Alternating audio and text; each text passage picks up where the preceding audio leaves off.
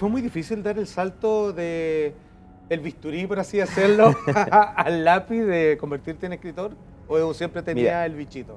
se- me llama mucho la atención el tema de la escritura. Me encanta hacer clases, preparar materiales docentes, pero el tema del sistema inmune siempre lo tuve muy en cuenta. Ajá, El sistema inmune, cuando uno recién lo aprende en la universidad, es una cuestión, uno dice, esto es un ejército, esto es... Y claramente. empieza a darse cuenta que es impresionante lo que ocurre dentro de nosotros.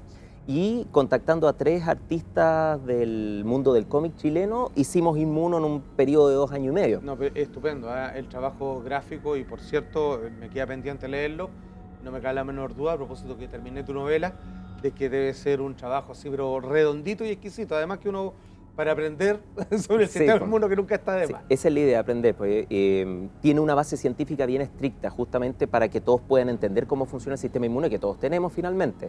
Entonces, en una reunión en la casa del entintador de Inmuno, Cristian de Kolomansky, conversaba yo con otros personajes del mundo de las letras, digamos, mundo al cual yo nunca he pertenecido, entonces para mí era muy novedoso eso, y él me decía, oye, hay tantas cosas en los hospitales, conversando de esto, tantas cosas que ocurren en el hospital. Y sí, le dije, y empezamos a conversar, a hablar de un montón de anécdotas, cosas así. Me dice, ¿por qué no escribís eso?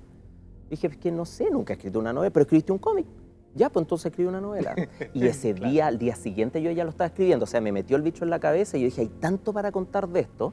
Y es un territorio no tan explorado en el mundo de la novela. Es verdad, ¿eh? Porque generalmente lo que existe mucho y que al mundo completo parece interesarle más son como las series de televisión sobre el mundo Claro. médico, sobre la urgencia, el quirófano.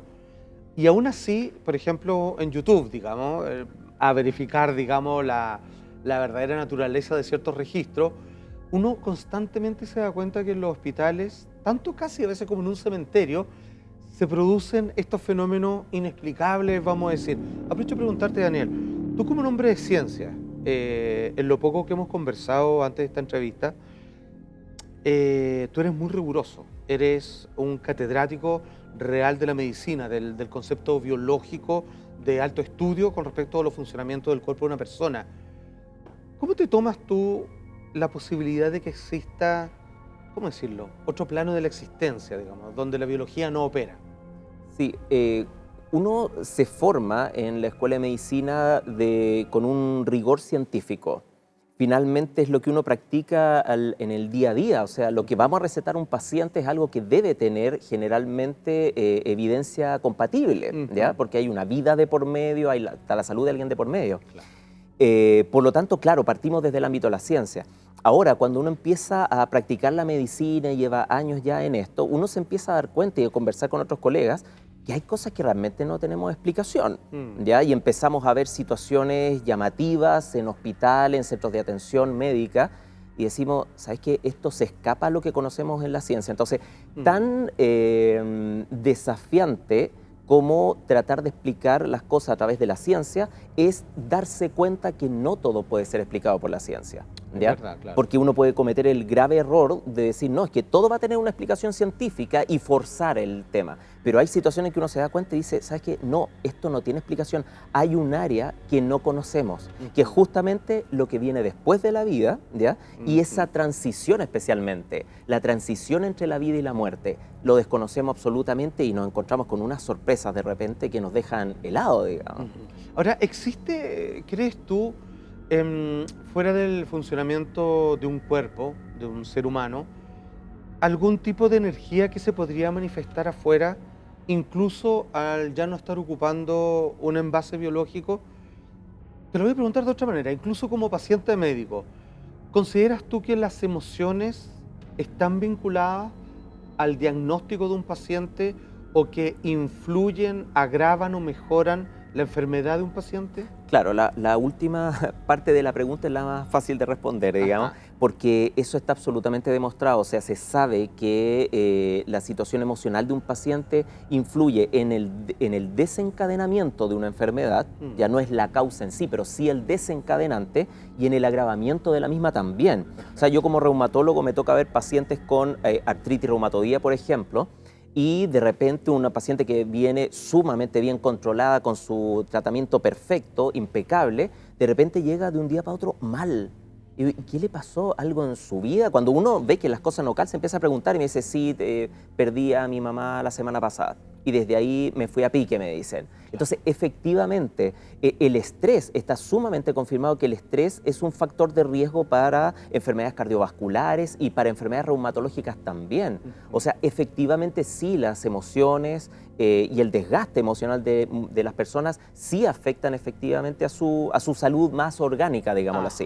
Entonces, algo que es inmaterial, como una emoción, que es capaz de afectar el cuerpo, ¿podría esto, y le vuelvo a llamar, una energía que podría seguir rondando, crees tú, o que se manifieste involuntariamente de otra manera, aun cuando no hay un cuerpo que deposite esta energía? ¿Crees tú que hay un campo de la conciencia que sigue funcionando de una manera u otra, con o sin dueño, sin autor, y que alguien pudiese a veces llegar a verla, como cuando uno dice que ve un fantasma, por ejemplo? Claro, en el fondo cuando uno vive situaciones paranormales en los hospitales, justamente la situación paranormal la mayoría de las veces está relacionada a digámoslo así, una persona, ¿ya? O un ente, lo que sea, que ya no está físicamente acá. ¿Ya? Entonces, claro... y a veces reconocible por los doctores, por ejemplo, como esa era una persona que hace 3 horas o la semana pasada era un paciente vivo. Sí, mira, con una amiga oncóloga conversábamos, una colega del Salvador hace un tiempo, y ella me decía, ella la marcó una situación, la llamaron para un paro cardiorrespiratorio en sala en un turno, ella fue corriendo a la sala, en ese momento era de madrugada, y ve saliendo de la sala una paciente con su bata de hospitalización, claro, digamos, pero no se detiene, porque dice, ¿qué hace esta persona acá? No se detiene porque iba a atender al paciente en paro. Y cuando llega a la cama de esa paciente en paro, dice, era ella. No te puedo creer. Sí, es una cuestión que se guardó por mucho tiempo, porque uno no se atreve a empezar a contar estas cosas, digamos, tan fácilmente. Y claro, hicieron toda la reanimación, todo, y la paciente no salió del paro y falleció. Entonces, todas esas cosas que se viven, claro, uno diría, por supuesto, debe haber algo. Debe haber alguna energía que puede estar presente sin la materialidad del cuerpo. Claro, algún hecho relativamente objetivo que alguien, como en este caso, como tu colega, lo puede ver.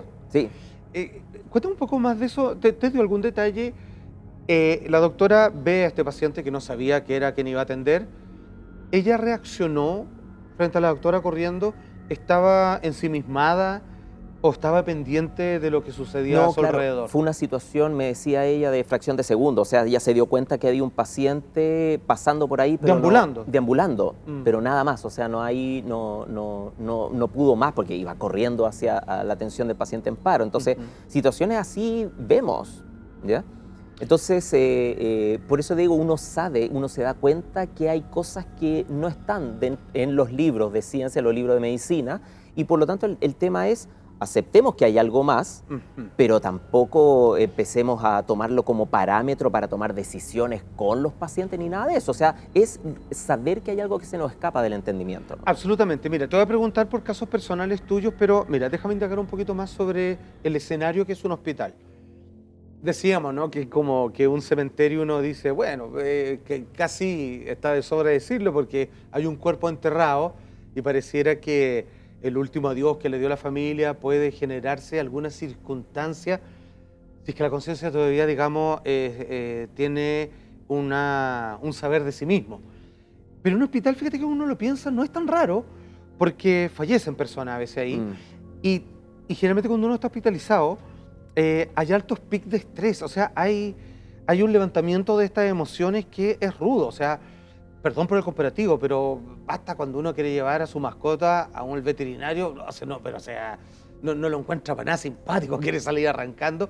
Es un lugar que, si bien tiene todas las condiciones para tratar a un enfermo, es de alto estrés, entonces pareciera que es el escenario ideal, porque hay muchas personas vivas, pero que están jugando con un límite precisamente. Eso yo creo que ahí diste en el punto de lo que a mí me parece, como opinión personal, digamos, por qué vemos estas cosas tanto en los hospitales, incluso más que en los cementerios. Hay más historias de hospitales que historias de cementerio en general, digamos. No, pero yo creo que la clave ahí, y es solamente una teoría, digamos, es que Lo que tú decías, en el hospital se genera la transición entre la vida y la muerte. Ajá. En el cementerio ya están todos muertos, digamos, ¿ya?